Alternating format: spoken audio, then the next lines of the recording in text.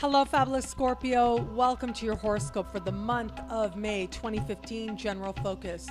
I am your astrologer, Nadiya Shah. Thank you for being here. Well, it's a big month for you, a really important month for you, as a matter of fact. And I do think that when you look back at the end of the year, over the course of this year, and you think about what moments really stuck out for you, I do think that this is going to be one of those months that stands out as when some real turning points and some important understandings took place for you. First and foremost, most important is the fact that we have right out of the gate, early in the month, a full moon taking place in your sign. Now, normally you get one full moon per year, per sign, and this is your moment. Now, I'd like you to think back to what was happening 6 months ago, because 6 months ago is when we had the new moon in your sign.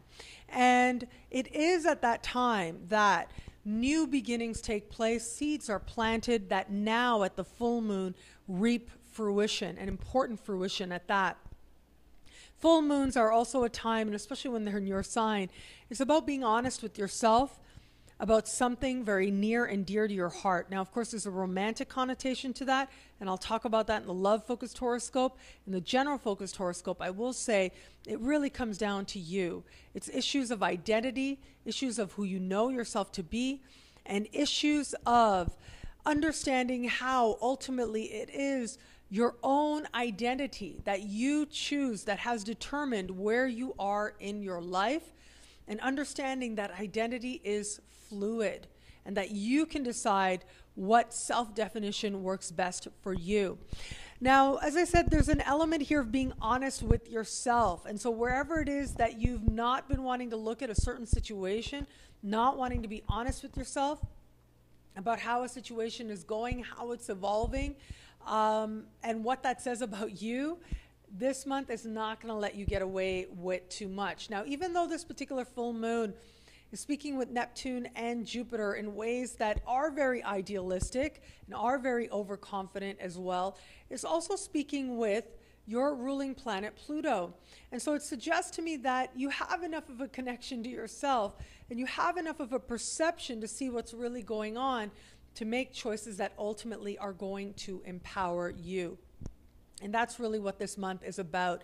It's about strengthening yourself and being honest with yourself and allowing that to lead you in a direction of making choices that can really transform any situation from the inside out.